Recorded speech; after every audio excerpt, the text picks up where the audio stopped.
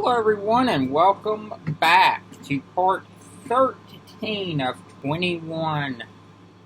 We are making our way through this long list. So, the next candidate that we're going to profile and look at what I wrote about 1 year ago about them before the first Democratic presidential candidates debate is actually an interesting candidate because he was the first candidate to declare of any notoriety for president, and that is John Delaney, who was a congressman from 2013 until 2019 from Maryland.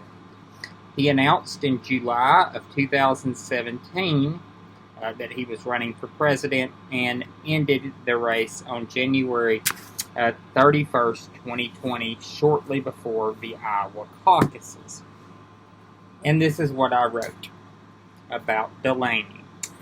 Delaney, the former congressman from Maryland, deserves to be on the stage for one simple fact. He was the first to declare. Delaney declared his candidacy in July of 17. He is still in the same position in the polls that he was 2 years ago, around 1%. But he deserves a spot for the time and effort he has put into this race.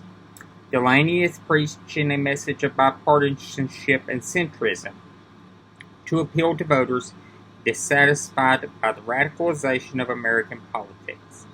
He has also pledged that if elected, he would hold quarterly debates with Congress.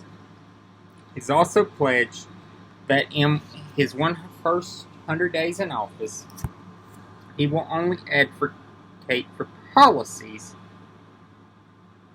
that have bipartisan support. Bottom line, Delaney's presence on the stage is a testament to his resolve. I really ripped the Tom Perez for allowing Miss Williamson on the stage, but was happy to see that John Delaney was included. John Delaney had been a congressman, but more than that, John Delaney had put time and effort into this race. He declared in July of 2017 and stayed in until January 31st of 2020. He not only gave up his seat in the House of Representatives to make a go of this run, but he really put time and effort into it. He visited all 100 Iowa counties, I believe, before the end of 2018. I know certainly by this point in 2019 that he had TV ads up for some time in Iowa and was really making a legitimate run, going to Iowa, speaking to voters, and really engaging in the nuts and bolts of politics to get elected president. And that's to be commended.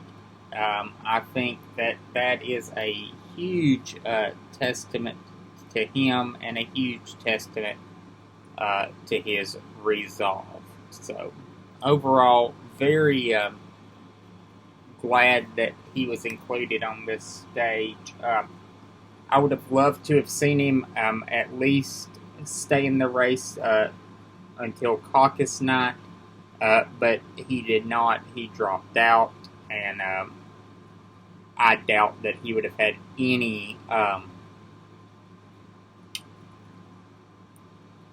substantial impact because he probably wouldn't have been viable in most caucus sites. And as we would find out on caucus night, that was a disaster. The counting of the caucus results and any effect he could have had out of Iowa would have been dampened by the fact that no one would have ever noticed. I mean, do you remember who won Iowa? I'll tell you. Pete Buttigieg won Iowa. And Buttigieg had a good run. Had an impressive run. But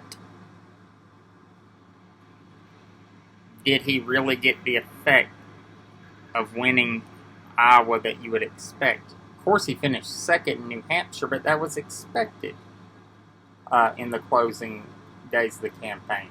In fact, some people thought he would do better in New Hampshire than he did in Iowa. I mean, he was leading in some polls in New Hampshire shortly before the primary. He had a really decent run, but he had a razor-thin win in Iowa. So,